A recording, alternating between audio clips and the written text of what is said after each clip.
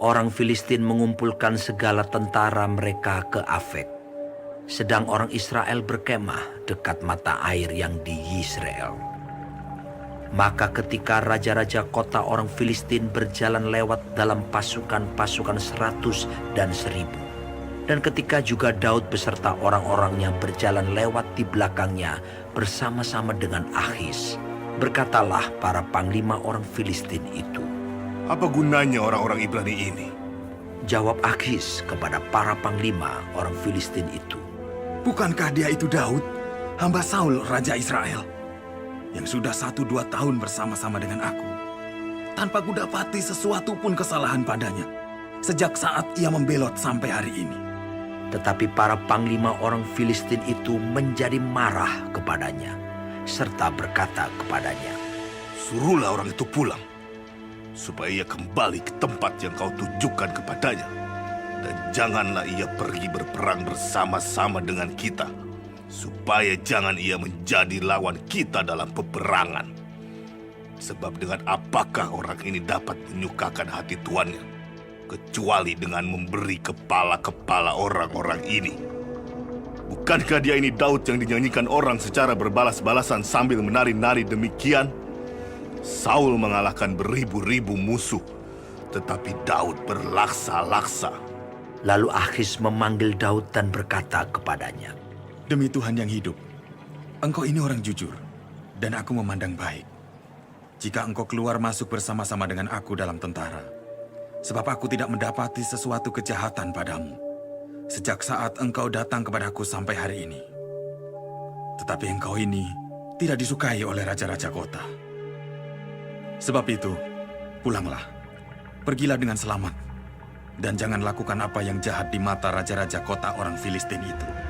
Tetapi Daud berkata kepada Akhis, Apa yang telah kuperbuat, dan kesalahan apa yang kau dapati pada hambamu ini, sejak saat aku menjadi hamba kepadamu sampai hari ini, sehingga aku tidak boleh ikut pergi berperang melawan musuh tuanku raja?" Lalu Akhis menjawab Daud, "Aku tahu, engkau ini memang kusukai seperti utusan Allah. Hanya, para panglima orang Filistin telah berkata, ia tidak boleh pergi berperang bersama-sama dengan kita. Jadi, bangunlah pagi-pagi beserta orang-orang tuanmu ini yang datang bersama-sama dengan engkau. Bangunlah kamu pagi-pagi, segera sesudah hari cukup terang bagimu, dan pergilah." Lalu bangunlah Daud dan orang-orangnya pagi-pagi untuk berjalan pulang ke negeri orang Filistin, sedang orang Filistin itu bergerak maju ke Yisrael. Ketika Daud serta orang-orangnya sampai ke Siklak pada hari yang ketiga, orang Amalek telah menyerbu tanah Negeb dan Siklak. Siklak telah dikalahkan oleh mereka dan dibakar habis. Perempuan-perempuan dan semua orang yang ada di sana, tua dan muda, telah ditawan mereka. Dengan tidak membunuh seorang pun, mereka menggiring sekaliannya, kemudian meneruskan perjalanannya. Ketika Daud dan orang-orangnya sampai ke kota itu, tampaklah kota itu terbakar habis, dan istri mereka serta anak mereka yang laki-laki dan perempuan telah ditawan. Lalu menangislah Daud dan rakyat yang bersama-sama dengan dia itu dengan nyaring, sampai mereka tidak kuat lagi menangis. Juga kedua istri Daud ditawan, yakni Ahinoam perempuan Yisrael, dan Abigail bekas istri Nabal orang Karmel itu. Dan Daud sangat terjepit karena rakyat mengatakan hendak melempari dia dengan batu. Seluruh rakyat itu telah pedih hati, masing-masing karena anaknya laki-laki dan perempuan. Tetapi Daud menguatkan kepercayaannya kepada Tuhan Allahnya. Lalu Daud memberi perintah kepada Imam Abiatar bin Ahimelech, "Bawalah efod itu kepadaku." Maka Abiatar membawa efod itu kepada Daud. Kemudian bertanyalah Daud kepada Tuhan, katanya, Haruskah aku mengejar gerombolan itu? Akan dapatkah mereka kususul? Dan ia berfirman kepadanya, Kejarlah, sebab sesungguhnya engkau akan dapat menyusul mereka dan melepaskan para tawanan. Lalu pergilah Daud beserta ke-600 orang yang bersama-sama dengan dia, dan sampailah mereka ke sungai Besor. Sementara orang-orang yang mau tinggal di belakang berhenti di sana. Maka Daud melanjutkan pengejaran itu beserta 400 orang. 200 orang yang terlalu lelah untuk menyeberangi sungai Besor itu berhenti di sana. Kemudian mereka menemui seorang Mesir di padang, lalu membawanya kepada Daud. Mereka memberi dia roti, lalu makanlah ia.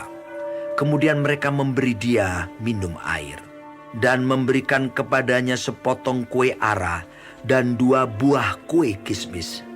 Dan setelah dimakannya, ia segar kembali, sebab ia tidak makan dan minum selama 3 hari 3 malam. Kemudian bertanyalah Daud kepadanya. Budak siapakah engkau? Dan dari manakah engkau? Jawabnya, Aku ini seorang pemuda Mesir, budak kepunyaan seorang Amalek. Tuanku meninggalkan aku karena 3 hari yang lalu aku jatuh sakit. Kami telah menyerbu tanah Negeb orang Kreti dan daerah Yehuda dan tanah Negeb Kaleb, dan Ziklak telah kami bakar habis. Daud bertanya kepadanya. Dapatkah engkau menunjuk jalan kepadaku ke gerombolan itu? Katanya, Bersumpahlah kepadaku demi Allah bahwa engkau tidak akan membunuh aku dan tidak akan menyerahkan aku ke dalam tangan tuanku itu.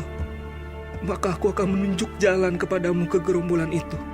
ia menunjuk jalan kepada Daud ke sana, dan tampaklah orang-orang itu berpencar-pencar di atas seluruh daerah itu, sambil makan, minum, dan mengadakan perayaan karena jarahan yang besar yang telah dirampas mereka dari tanah orang Filistin dan dari tanah Yehuda. Dan pada keesokan harinya, Daud menghancurkan mereka dari pagi-pagi buta sampai matahari terbenam. Tidak ada seorang pun dari mereka yang lolos, kecuali 400 orang muda yang melarikan diri dengan menunggang unta. Daud melepaskan semua apa yang dirampas oleh orang Amalek itu. Juga kedua istrinya dapat dilepaskan Daud. Tidak ada yang hilang pada mereka, dari hal yang kecil sampai hal yang besar, sampai anak laki-laki dan anak perempuan, dan dari jarahan sampai segala sesuatu yang telah dirampas mereka. Semuanya itu dibawa Daud kembali. Daud mengambil segala kambing domba dan lembu. Semuanya itu digiring mereka di hadapannya, serta berkata, Inilah jarahan Daud. ketika Daud sampai kepada ke-200 orang yang telah terlalu lelah untuk mengikuti Daud, yang telah dibiarkannya tinggal di dekat sungai Besor, maka keluarlah orang-orang ini menyongsong Daud dan menyongsong rakyat yang bersama-sama dengan dia. Daud mendekati orang-orang itu dan memberi salam kepada mereka. Kemudian mulailah berbicara semua orang jahat dan orang dursila di antara orang-orang yang ikut pergi bersama-sama dengan Daud itu. Katanya, Karena mereka tidak ikut pergi bersama-sama dengan kita, janganlah kita berikan kepada mereka apa-apa dari jarahan yang kita selamatkan itu, kecuali kepada masing-masing mereka, istrinya dan anak-anaknya. Itu boleh mereka bawa, dan biarlah mereka pergi. tetapi Daud berkata, Janganlah kamu, saudara-saudaraku, berbuat demikian dengan apa yang diberikan Tuhan kepada kita, sebab Ia telah melindungi kita dan menyerahkan ke dalam tangan kita gerombolan yang menyerang kita. Siapa yang mau mendengarkan kamu dalam perkara ini? Sebab bagian orang yang tinggal di dekat barang-barang adalah sama seperti bagian orang yang pergi berperang. Itu akan dibagi sama-sama. Dan demikianlah halnya sejak hari itu dan seterusnya. Hal itu ditentukannya menjadi ketetapan dan peraturan bagi orang Israel sampai sekarang. Ketika Daud sampai ke Ziklag, dikirimnyalah sebagian dari jarahan itu kepada para tua-tua di Yehuda, kepada teman-temannya dengan pesan, Inilah pemberian kepadamu dari jarahan yang dirampas dari musuh Tuhan. yakni kepada yang di Betel, kepada yang di Ramot di tanah selatan, kepada yang di Yatir, kepada yang di Aroer, kepada yang di Sifmot, kepada yang di Estemoa, kepada yang di Rahal, kepada yang di kota-kota orang Yerahmeel, kepada yang di kota-kota orang Keni, kepada yang di Horma, kepada yang di Bor Asan, kepada yang di Atah, kepada yang di Hebron, dan kepada segala tempat di mana Daud dengan orang-orangnya mengembara. Sementara itu, orang Filistin berperang melawan orang Israel. Orang-orang Israel melarikan diri dari hadapan orang Filistin, dan banyak yang mati terbunuh di pegunungan Gilboa.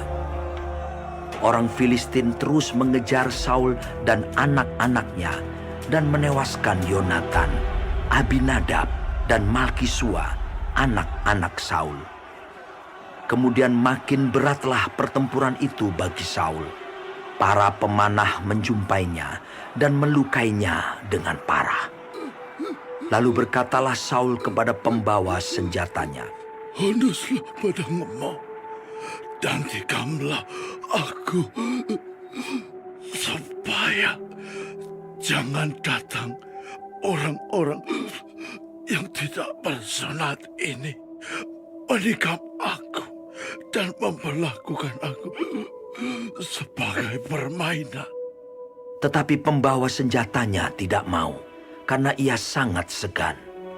Kemudian Saul mengambil pedang itu dan menjatuhkan dirinya ke atasnya.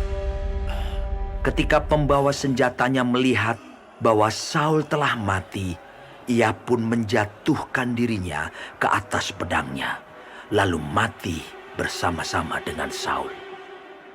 Jadi Saul, ketiga anaknya, dan pembawa senjatanya, dan seluruh tentaranya sama-sama mati pada hari itu. Ketika dilihat orang-orang Israel yang di seberang lembah dan yang di seberang sungai Yordan, bahwa tentara Israel telah melarikan diri, dan bahwa Saul serta anak-anaknya sudah mati, maka mereka meninggalkan kota-kota mereka lalu melarikan diri juga. Kemudian datanglah orang Filistin dan menetap di sana. Ketika keesokan harinya orang Filistin datang merampasi orang-orang yang mati terbunuh itu, didapati mereka Saul dan ketiga anaknya tergelimpang di pegunungan Gilboa.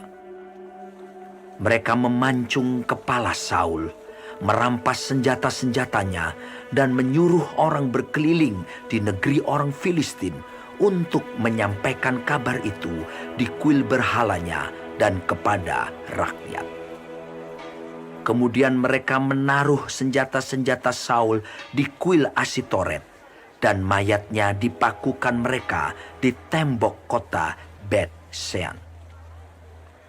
Ketika penduduk Yabes Gilead mendengar tentang apa yang telah dilakukan orang Filistin kepada Saul, maka bersiaplah segenap orang gagah perkasa. Mereka berjalan terus semalam-malaman, lalu mengambil mayat Saul dan mayat anak-anaknya dari tembok kota Bet-Sean. Kemudian pulanglah mereka ke Yabes dan membakar mayat-mayat itu di sana.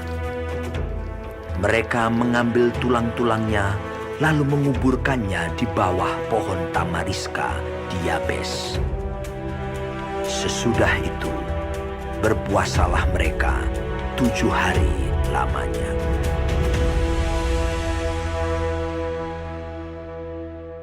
Yesus, Raja yang berbeda.